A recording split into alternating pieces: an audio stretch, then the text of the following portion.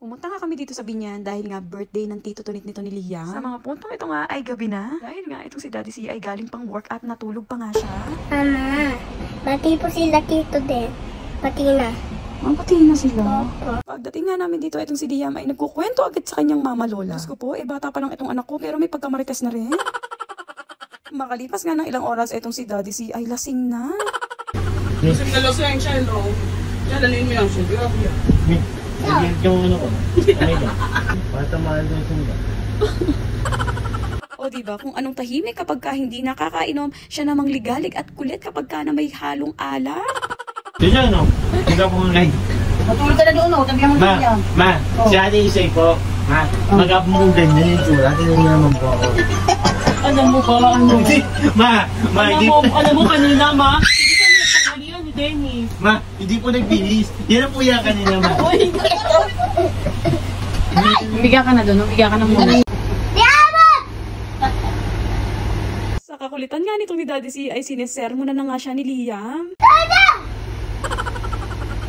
At dahil nga nalasing itong si Daddy C ay kinabukasan na nga kami umuwi at inabot na nga rin kami ng tanghali. Nagtotoyo na nga itong si Liam dahil nga gusto na niya yung mag-lunch. Kaya naman yung minadaanan si Daddy C na kainan ay agad-agad naghanap siya ng parking. Buti na lang wala masyadong sasakyan kaya naman agad-agad ay nakahanap nga rin kami agad ng parking. Sinuotan ko na nga lang ito si Liam ng shorts at pagkatapos ay bumababa na nga rin kami agad. Chicken nga ang gustong kainin ni Liam kaya naman in-order ko na nga lang muna siya sa McDo at kami naman ni Daddy C ay dito kakain sa Pepper Lunch. Ang usapan nga namin ito ni Liam, chicken lang pero ito may bit-bit na naman na laruan.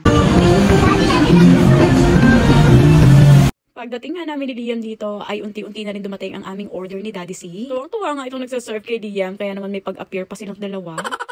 At makalipas nga ng ilang minuto, eto dumating na nga rin ang order nitong ni Daddy C. Every time nga na kumakain kami dito, ay ayan talaga ang ino-order nito ni Daddy C.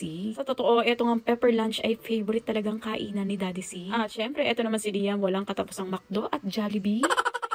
Siyempre, ang mami, sunod lang ng sunod dito sa dalawang mag-ama ko. Kung ano yung gusto nila, yun na din yung gusto ko. Kung mapapansin nyo, itong si Liam ay kaway ng kaway. Paano ba naman? Pilit nga tinatawag itong nagsaserve dahil nga umu-order siya ng ice cream pang dessert niya. O, diba? Sabi ko naman sa inyo, itong si Liam, may kusa talaga. Hindi nga siya masyadong maintindihan na nagsaserve. Kaya naman paulit-ulit kaway ng kaway itong si Liam.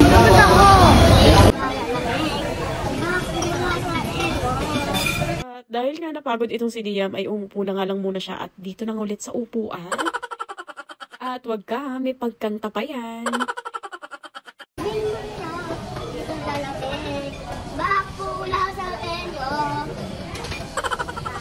At doon nagkaroon na nga ulit siya ng chance para makita ito nagsaserve. Aba, pilit nang umu-order dito.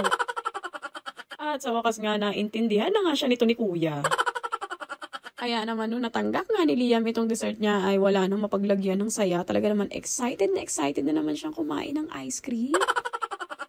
Meron nga siyang stock niyan sa bahay kaya lang hindi nga namin inaaraw-araw sa kanya. Dahil lang totoo, maniwala kahit sa hindi, hanggat maaari nga ay binabawasan talaga namin si Liam pagdating sa mga sweets. Malakas lang talaga kumain at dumede itong si Liam kaya naman hindi nyo mapapansin na talaga naman binabawasan namin siya sa pagkain. Kasi talaga naman napakalakas talaga kumain ni Liam. So yun lang guys, ingat kayo palagi. Merry Christmas, love Don, Liam, and family.